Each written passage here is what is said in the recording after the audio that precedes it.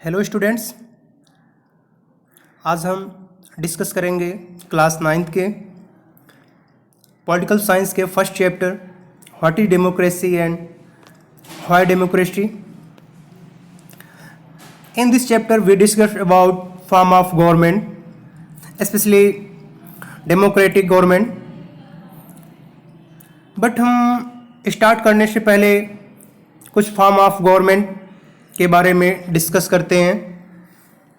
तो इसमें हम कई टाइप्स के गवर्नमेंट हिस्ट्री में पढ़े हैं, जानते हैं। तो फर्स्ट हम देखते हैं कि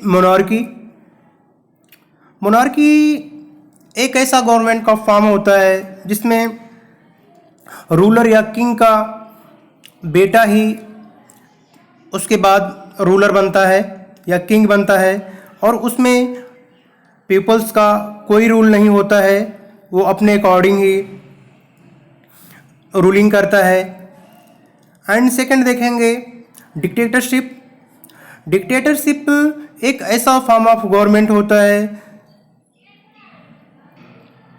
जैसे इसमें जो रूलर्स होता है वेरी पावरफुल, एंड इस गवर्नमेंट फॉर्म में भी पीपल्स का कोई रोल नहीं होता है। जैसे इसमें हम एग्जाम्पल के थ्रू देखेंगे, एडोल्फ हिटलर डिक्टेटर था, तो इस टाइप के गवर्नमेंट को डिक्टेटरशिप कहते हैं। फिर थर्ड हम देखेंगे मिलिट्री रूल। जब किसी कंट्री में मिलिट्री ऑफिशियल्स होते हैं और उस कंट्री को टेक ओवर कर लेते हैं, तो ऐसे गवर्नमेंट फॉर्म को मिलिट्री रूल कहते हैं। बट हम डिस्कस करेंगे जो हमारा चैप्टर है डेमोक्रेसी। तो फर्स्ट पॉइंट हमारा इसमें what is democracy. This word democracy comes from the Greek word. ये जो डेमोक्रेसी वर्ड है ये ग्रीक वर्ड डेमोक्रेटिया, और डेमोक्रेटिया ग्रीक के दो ऐसे वर्ड से मिलकर के बना हुआ है, जिसमें फर्स्ट है डेमोस्ट, मीन्स होता है पीपल, एंड सेकेंड क्रेटिया मीन्स होता है रूल। तो हम समझ सकते हैं डेमोस मीन्स हो गया पीपल एंड क्रेटिया मीन्स हो गया रूल। इट मीन्स जहां पर या ऐसा कोई गवर्नमेंट फॉर्म जहां पर पीपल्स का रूलिंग हो। और हम प्रीवियस क्लास में भी पढ़े हुए हैं कि डेमोक्रेटिक के बारे में कि अब्राहम लिंकन का एक फेमस सेंटेंस है, democracy is government of the people, bye the people and for the people. कि एक ऐसा गवर्नमेंट जहां पर लोगों के द्वारा और लोगों के लिए जो गवर्नमेंट होता है वही डेमोक्रेटिक गवर्नमेंट होता है। सो हम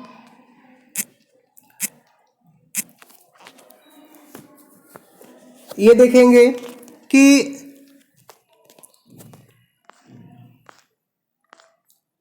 जो इसका मेन डेफिनेशन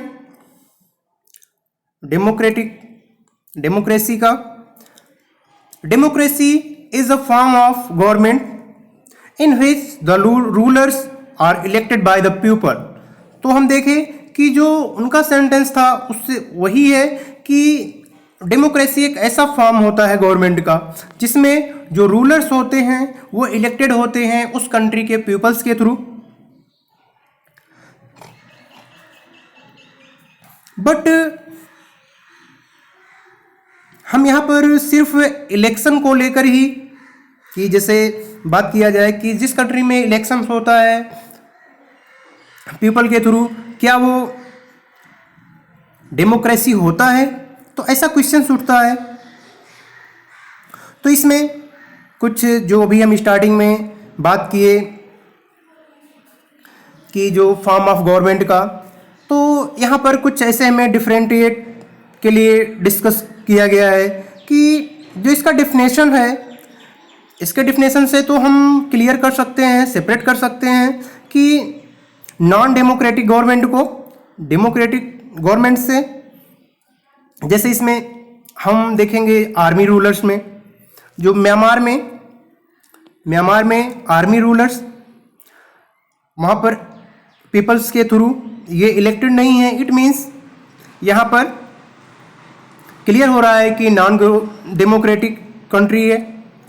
इसी के साथ साथ डिक्टेटर्स में, जैसे चिली में देखेंगे, वहाँ पर भी सेम कंडीशंस है। और सऊदी अरबिया, नेपाल, यहाँ पर किंग्स के थ्रू, जो मोनार्की हम स्टार्टिंग में डिस्कस किए थे, इस टाइप्स के गवर्नमेंट हैं। सो अब हमें यहाँ ये क्वेश्चन उठता है कि ऐसे कौन कौन से मेन टर्म्स हैं या कौन कौन से ऐसे फीचर्स हैं जिसको इंक्लूड करके हम किसी डेमोक्रेसी कंट्री को क्लियर कर सकते हैं। तो यहाँ पर हम इनके कुछ फीचर्स के बारे में डिस्कस करते हैं। कि फर्स्ट फीचर हम इसमें ये देखेंगे कि rulers elected by the people, और जो भी उसका मेजर डिसीजंस होता है वो लोगों के इलेक्शन से जो रूलर होता है वो उससे डिसीजन लेता है।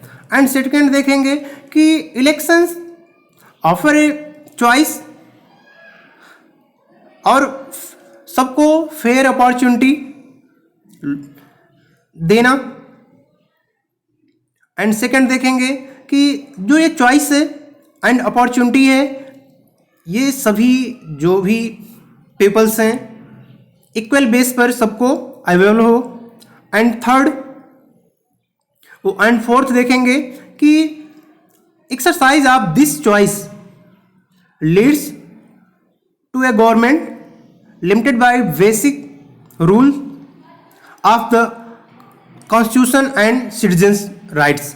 कि वहाँ पर जो कॉन्स्टिट्यूशन और सिटीजन्स का राइट्स होता है उसके बेसिस पर। तो इसमें हम फर्स्ट जो हम देखें कि major decision by elected leaders, तो इसके बारे में हम डिस्कस करते हैं। क्या ऐसा है कि जहाँ पर इलेक्टेड लीडर्स जो मेजर डिसीजंस लेते हैं, तो यहाँ पर पाकिस्तान का एक डिस्कशन दिया गया है कि किस तरीके से वहाँ पर कैसा हुआ था। तो यहाँ पर एक पाकिस्तान का केस है। तो इन पाकिस्तान जनरल मुशर्रफ, उसका पाकिस्तान में रूल था 1999 से अक्टूबर 99। अब यहाँ पर हम देखेंगे कि जो जनरल परवेज मुशर्रफ लीड किया मिलिट्री ग्रुप को, और ये अक्टूबर 1999 में। तो जब ये लीडिंग करना शुरू किया तो उस समय जो डेमोक्रेटिक इलेक्टेड गवर्नमेंट था उसको ओवरथ्रू किया। हम कह सकते हैं उसको ओवरथ्रू मीन्स निकाल फेंका, और हिमसेल्फ को खुद को डिक्लेयर किया वहाँ का चीफ एग्जीक्यूटिव के रूप में उस कंट्री के। और कुछ समय बाद वो अपने आप को वहाँ का प्रेसिडेंट घोषित किया। एंड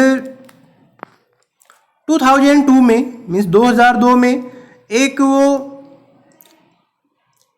रेफरेंडम उस कंट्री में रेफरेंडम हेल्ड किया। यहाँ पर एक वर्ड आ रहा है रेफरेंडम। ये एक ऐसा कंसेप्ट होता है जैसे हम इसका शुद्ध हिंदी बात करेंगे जनमत संग्रह। तो एक जनमत संग्रह करवाया उस कंट्री में, और उसके थ्रू जो उसका रूलिंग था उसको 5 ईयर एक्सटेंड करवा लिया। उसके बाद जो Pakistani media, human rights organisations, ये सब उसके ऊपर मतलब धोखाधड़ी, फ्रॉड का आरोप लगाना शुरू किए। फिर अगस्त 2002 में मुशर्रफ जो था लीगल फ्रेमवर्क ऑर्डर के थ्रू पाकिस्तान के कॉन्स्टिट्यूशन में अमेंडमेंट मीन्स संशोधन करवाया, और इस ऑर्डर के थ्रू प्रेसिडेंट के पास एक ऐसा राइट्स रखा गया कि जिसके थ्रू नेशनल और प्रोविंशियल असेंबली जो होते हैं इसको प्रेसिडेंट के थ्रू डिसमिस किया जा सकता है, भंग किया जा सकता है। और उस समय जो कैबिनेट था, कैबिनेट जैसे हम 8th क्लास में पढ़े कि कैबिनेट जो होता है इस पर सुपरवाइज के लिए एक नेशनल सिक्योरिटी काउंसिल को डोमिनेट किया, और ये जो था मिलिट्री ऑफिसर्स का था। इट मीन्स हम कह सकते हैं कि टोटल मिलिट्री जो ऑफिशियल थे ये पूरे उस पर हावी थे। तो इसके बाद ये क्या किया कि फिर इलेक्शंस करवाया, और इलेक्शंस में जैसे जो कैबिनेट में जो भी मिनिस्टर थे ये तो थे, बट हम देखें कि जो कैबिनेट था इसके ऊपर मिलिट्री अफसर्स का सुपरवाइज्ड होता था। तो इट मीन्स यहाँ पर पीपल वोटिंग किए, बट यहाँ पर पीपल्स के थ्रू कोई डिसीजन, जो भी वहाँ पर मेजर डिसीजंस लिए जाते थे, पीपल का उसमें कोई रोल नहीं था। टोटल जो भी था जनरल मुशर्रफ और वहाँ के मिलिट्री अफसर्स का था। तो इसमें हम ये देखें कि ये ऐसा गवर्नमेंट था कि जहाँ पर हम उस कंट्री के पीपल के थ्रू इलेक्शंस भी हुए, बट वहाँ पर हम डेमोक्रेसी का जो फीचर्स होता है उसको हम नहीं पाए। फिर नेक्स्ट हमारा आएगा feature free and fair electoral competition. इसको हम नेक्स्ट वीडियो में स्टार्ट करेंगे। आज के लिए इतना ही। Thank you.